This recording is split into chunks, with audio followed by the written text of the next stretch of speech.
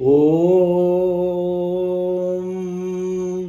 Gananahan Tva Ganapatigum Havamahe Kavim Kavinam Upamasravastamam Jeshtarajam Brahmanam Brahmanaspata Anashrinvan Nutibise Dasadanam Prano Devi Saraswati Vajebir Vajinivati Dhinama Vitriyavatu Ganeshaya Namaha Saraswatyai Namaha Shri Gurubhyo Namaha Harihi Om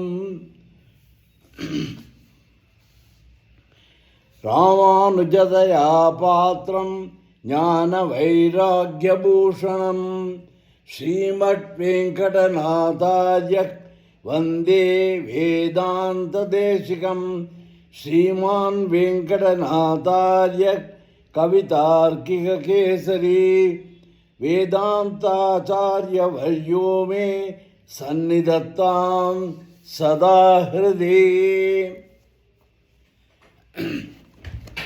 Sairam, we are continuing our Purusha Suktham Purva Anuvakam portion. We have seen so far in the first four rigs an introductory statement has been made in brief as to how the manifestation of the Lord Himself into the universe came about. That was beautifully summarized in one rig, number 5, which says, Tasmat virada jayata virajo adhipurushaha sajhato atyarichyata paschat bhumimato puraha. From the Lord came Virata, the first creation, and on Virata, which is nothing but the body of the entire universe, the Nimitta Karana or the intelligent quotient came as Purusha. And that created a complete manifestation into various bodies and beings, active and dynamic and static and stationary, and eating and non-eating, everything. And various planets, worlds also came up. So in one line, the creation has been summarized. Then we saw in the next 6 shlokas, 6 to 11, the same matter which has been described in the first 4 rigs is given a bit more elaborate. This follows the famous Taittiriya Upanishad portion. So akamayata bahutsyam praja yeti satapotapyata satapastatva yadidagam visrjata. The Lord contemplated, did mental planning of how he is going to come about with the manifestation. That is called the tapas. And mind you, at that time, excepting the Lord, there was nothing at all. No universe, no beings, no bodies, nothing of the sort. No plants, no animals, nothing. The whole thing has to come up now. So there is no material with which he can do a tapas, a sacrifice. There is nothing to be offered in the fire. And there is nothing from which he can make something. So the whole lot, the Lord has to himself use his own self, his body, and his planning, intelligent quotient, everything has to come into the manifestation. So that is why this sacrifice which was carried out by him, which we call so akamayata, he thought about it, he contemplated, he made a mental sacrifice. And in that sacrifice, he was the fire, he was the ahuti, he was the protective darbar, and he was the offered bali. So everything was he and he and he only. That is why Tasmat Virata Jayata. From him came up the Virata Purusha. And from that Virata Purusha came up the other beings. That is described in the process of a mental sacrifice done by him in detail in the slokas 6 to 11. And today we will take up the next part, number 3, the rigs 12 to 15. And rig number 18 as of today, which was only rig number 16 in the original Rig Veda portion of the Purusha Sukta. 2 more being added thereafter, this 16 became 18. So we will see today rigs 12 to 15 and rig 18. Yat purusham yadhaduhu katidavyakalpayan mukham kimasya kau bahu kavuru pada uchchete ब्राह्मणोऽस्य मुखमासीत् बाहुराजन्यकृतः ऊरू तदस्य यद्वैश्यः पद्भ्यागुं शूद्रो अजायत चन्द्रमा मनसो जातः चक्षुसूर्यो अजायत मुखादिन्द्रश्चाग्निश्च प्राणाद्वायुरजायत नाभ्या आसीदन्तरिक्षं शेष्णोद्यौ समवर्तत पद्भ्यां भूमिर्दिशश्रोत्रात् तथा लोकागुम् अकल्पयन् वेदाहमेतं पुरुषं महान्तम् Adityavanam. That we will take up later with the Hametam. Let me come back to 18th. That was the 16th rig, which I said was later added. Okay, coming to 18. Yajnena yajnamayajanta devaha tani dharmani prathaman yasan Tehanakam mahimanas sajante yatra purve sadhya santi deva. These 5 rigs refer to a discussion between the Brahmavadins, that is the knowledgeable seers who discussed about the entire creation. And that part, they are called the Brahmavadins, and what transpired in the discussion among them is described in these slokas. Yat purusham yadaduhu khatidav yakalpayanne mukham kimasya kau bahu ka uru pada uchyete. Yat purusham yadaduhu.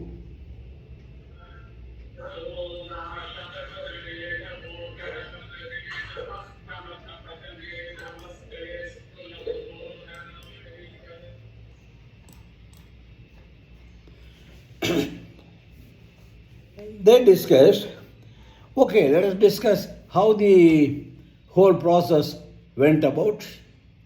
And you said the Purusha had offered himself. That means he was cut and given into the Homagni as the Bali Pasu. What happened to that? How many parts it was cut? Yat Purusham Yadaduhu. When the sages came out and offered the Virat Purusha as the oblation, the sacrificial fire, how many parts was he cut? And how did they divide him? What became what? Yat Purusham Yadaduhu. When they offered the Lord himself into the Homagni, Khatida Vyakalpayanne, into how many parts was he cut? Mukham Khimasya Kaubahu. What happened to his face? What happened to his arms? Ka Uru Pada Uchyete. What happened to his Uru, the middle portion, and the feet? Now mind you, There is no cutting. Where is the question of cutting? There is nothing to cut, no instrument with which to cut. Remember that point very carefully.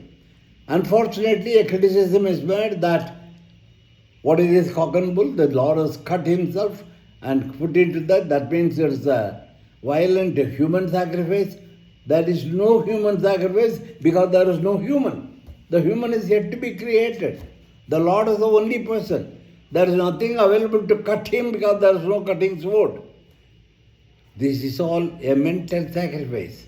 It is the contemplation. So in that contemplation, the Lord contemplated within himself that I will offer myself into the fire and the various parts of my body will become the various beings. And the sages now discuss, okay, he thought like that. How did he further discuss what is what going to be manifested? That is the inner meaning, lakshyartha of this shloka. What happened to, from his face what came, from his arms what came up, from the middle portion and the feet what was manifested? That question is being asked. It is not that the sages did not know it, it is for our knowledge they asked the question and the answer is again for our knowledge. The answer goes like this. Brahmanosya mukhamadit bahurajanyakadaha uru tadasya yad vaishyaha padbyam bodh Sudro ajayata. Brahmanaha asya mukhamasit. Now these rigs 13, 14 and 15, I will give the literal meaning, Vachyartha first, understand the Vachyartha, and then I will give you what is the hidden intended meaning. What is the meaning behind these words, that which is called Lakshyartha. What is the Lakshyartha? I will explain it later. Initially, take only the exact literal meaning.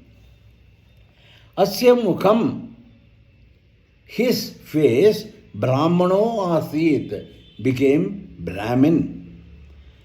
Bahu rajanyaha, Bahu, his arms, became rajanyaha. The fighting community, the ruling community. Uru tate asya yate vaishyaha. Asya yate uru, the middle portion of this Purusha, Vaishyaha, became the Vaishyas. Padbyagum Shudro Ajayata. From the feet was manifested the Shudras, the fourth division. Chandrama manaso jataha chakshoho suryo ajayata mukhat indraschagnischa pranat vayurajayata. Chandrama manaso jataha chaksho suryo ajayata mukhat indraschagnischa pranat vayurajayata. Chandrama manaso jataha. From the mind came up the moon. From the Lord's mind. Chakshoho suryo ajayata. Chakshoho. From the eyes of the Purusha, Suryaha, the sun, was manifested, ajayata. Mukhat indrasya agnischa.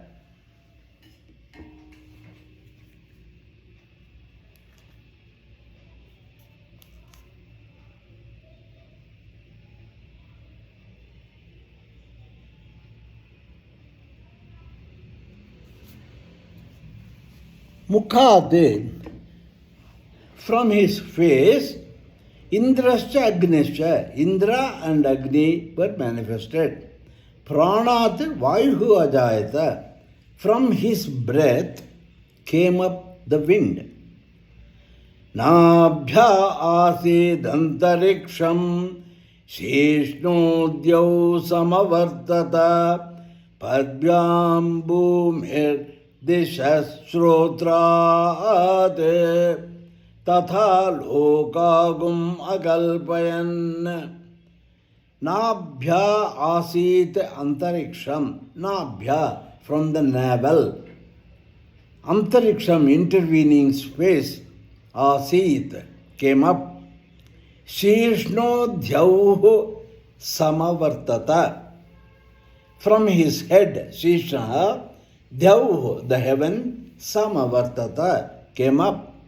Padbhyam, from the feet, bhumihi, the earth, Dishaha, the quarters, Bhumihi came up, and Shrotrate, from his ears came up Dishaha, the quarters. Tatha, in that way, Lokagum Akalpayane, he created the various worlds. That is to say, in this shloka, from the navel came up the intervening space, from his head came the heaven, from his feet came the world. Three worlds, Bhumihi, intermediate, and Dyauhu, the heaven. The three lokas. Usually the number of lokas are called three. Bhur, Bhuva, Suvaha, Bhuhu, Bhuvaha, Suvaha, the earth, the intervening space, Antariksham, Suvaha, the heaven, and attached to the Bhu and Suvaha, there are various grades of the Bhu and Suva. Therefore, in the another sense, including those other bodies, lokas also, 14 worlds are calculated. Okay? Right. Otherwise, mainly three lokas, Bhuhu, Bhuvaha, Suvaha. That is described over here, that these three bodies and the other bodies, all other planets and lokas, worlds, etc. came up. Now the question is, this is a portion which is mischievously used by many critics of Sanatana Dharma. They say that you had the human sacrifice in those days, you cut the so-called your Lord himself and put it into the Agni. No. I repeatedly say that there is nothing. It was a mental contemplation or by the Purusha himself. He decides, I will give my capabilities, my energies, my various Shaktis into various beings that are going to occupy, populate the entire universe. Like what? From my head I will create the Brahmin. Now the question again, criticism is, look at these fellows, these Vedas are Brahmin oriented, they claim themselves to be the highest caste and the Sudras as the lowest caste. There is a disparity among the population created in their very Vedas. Again, misunderstanding or wanton interpretation. Let us discuss, in any society, you have one class of people who think a lot, learn a lot, read a lot, preach a lot, guide others, conduct various ceremonies, isn't it? If you take the Christianity, the fathers, brothers, the nuns, they are there doing religious service to the remaining common man. If you take the Hinduism, you have the priests, you have the advisors, ministers, all these people. What do? They use their intelligence. They learn, they teach others, they advise others, they help others to organize things. Isn't that type of people existing in every society? Today you have software engineers. What do? All that exercise is from the head, thinking, thoughts. You have various politicians, various wise people, scientists, ministers, teachers, professors, ministers. What do? They advise, they teach, they spread the knowledge. That knowledge is where? In the human being or in the Lord? It is in the head. Therefore, from the head, the faculty of knowledge was used to create this type of people. And they were given a name Brahmin. Look at it from this point of view. You have Brahmins in every society. You have among Europeans, you have among the Chinese, you have among the Africans. We don't call them as Brahmins, you call by whatever other names you are. But the fact you cannot deny is that such a community does exist there. A second community is there are certain people who are very good in their physical power and very good in protecting others, taking up the arms and showing their valor in the emergency affecting the people and the country.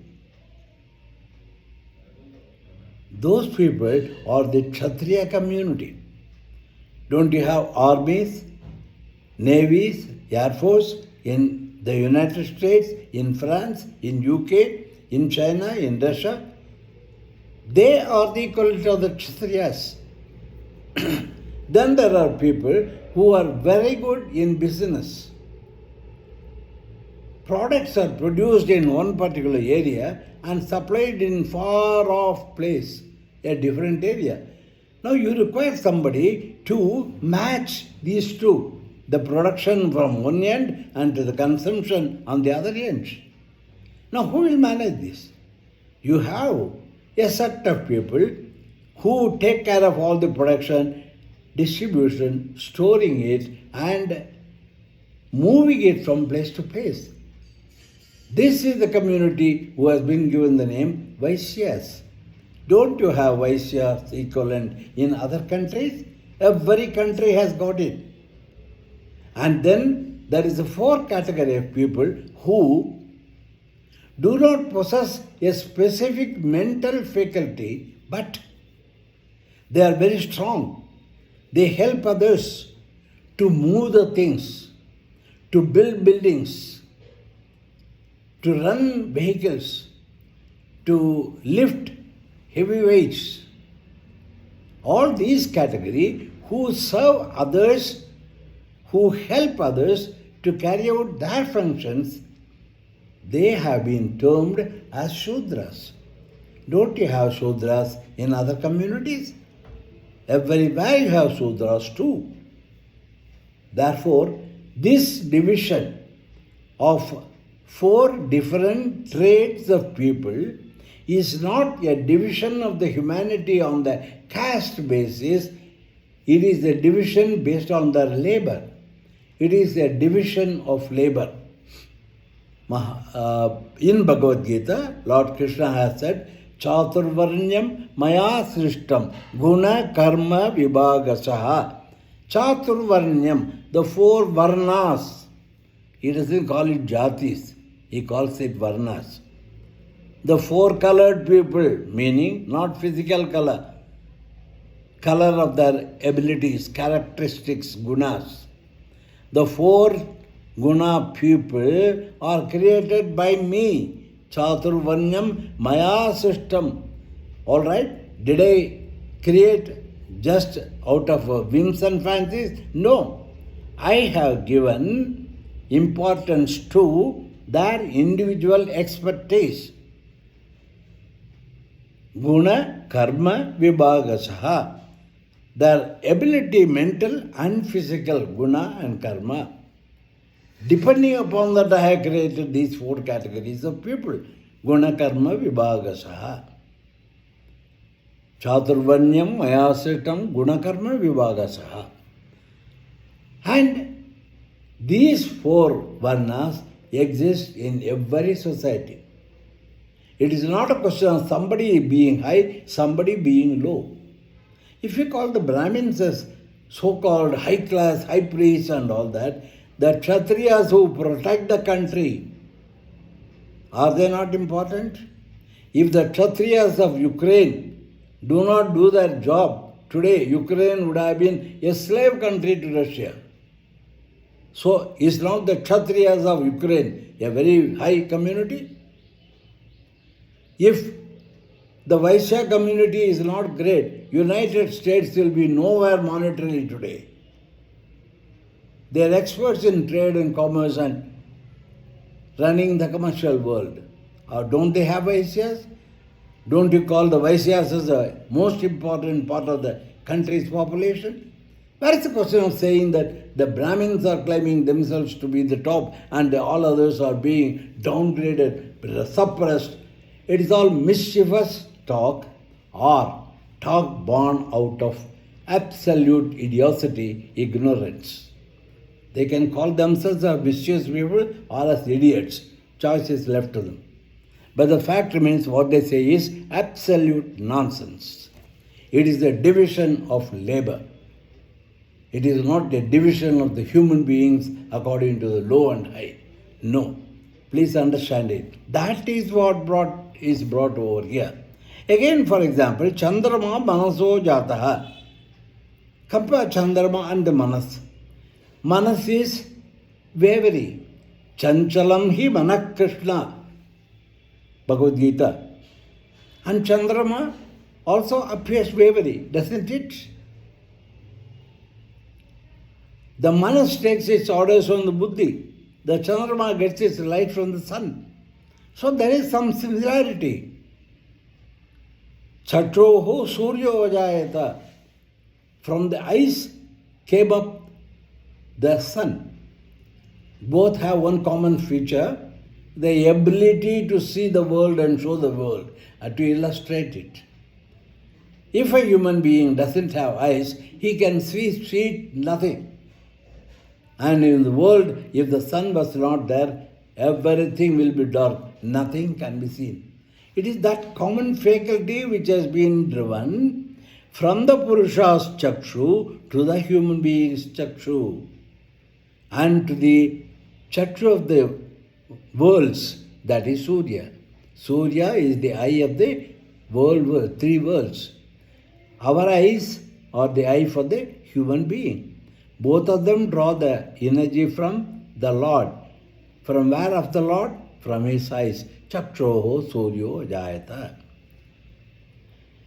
Like this, you should interpret the inner meaning and not the direct literary meaning of the words which are used.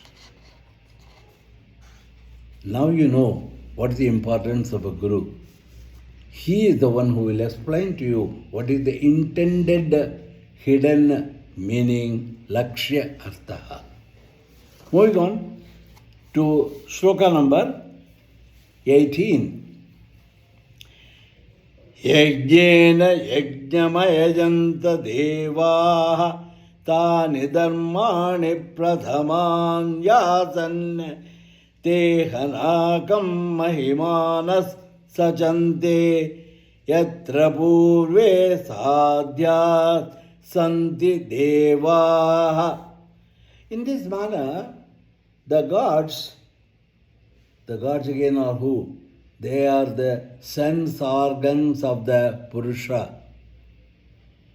The eye, the ear, the nose. Purusha, the human being, is made on the same caste as the Lord. Just as you and I have the eyes and nose and mouth, the Lord also has. We have been cast in the same mold as of the Purusha himself. Again, diverting a little from the topic, the Supreme Being is, in fact, Nirakaraha Nirgunaha.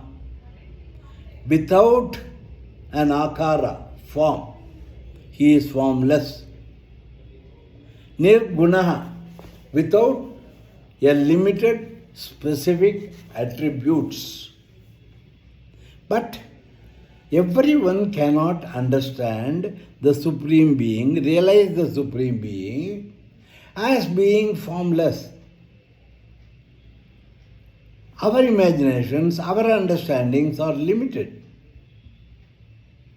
We had to be given an example to understand something. Therefore, to understand the Supreme Lord, an example is given: Rama or Krishna or Kali. This particular exemplary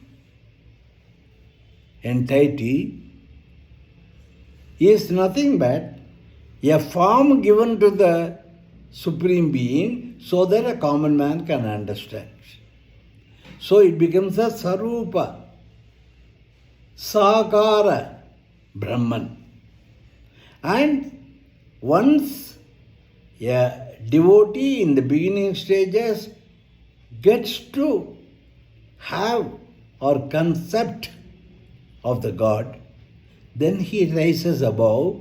He finds that the God is not only in that Murti of Krishna or Rama, but the God is present in each and every one. Because I am nobody, I have no existence unless the Panchabhutas gave me this body. I have still no existence unless the Lord gave me the prana. I still have no existence unless the Lord has given me the eyes, the nose, the ears, etc., etc. So whatever I am today is because of what the Lord has given. Even the Panchabhutas were given by the Lord. Therefore, I, what I call as I, so and so, so and so, is none but the Lord Himself in a particular form, color, language, etc., etc.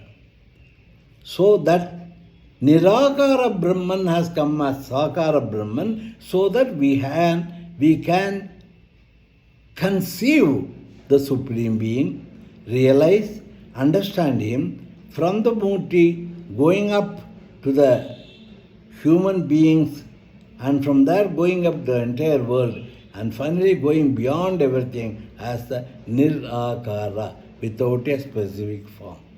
That is the Sanatana Dharma's teaching.